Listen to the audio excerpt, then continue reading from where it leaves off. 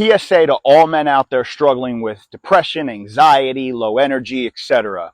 Do not go to a psychiatrist as your frontline treatment. Okay, I say this from experience.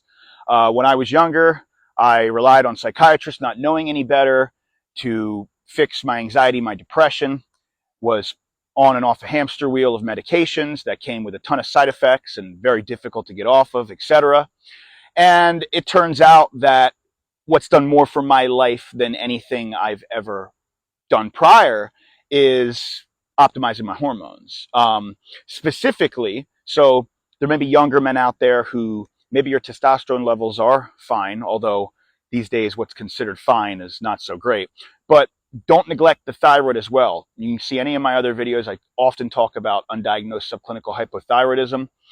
For myself, getting on TRT as well as thyroid replacement, especially thyroid replacement, to be totally honest with you, was an absolute game changer for my mood, my depression, my concentration, my energy levels. So don't accept that there's no biological answer. There might not always be, and some people do need psych medications and whatnot, and that's fine. There is a place for that. But please test first, because these doctors are not going to. And even when people said, yeah, I've had labs done, I've looked at their labs and they've had like maybe a quarter of what they should have done in order to get a comprehensive picture of where your actual health is at, that can and will affect your mental health. So if you're struggling, DM me.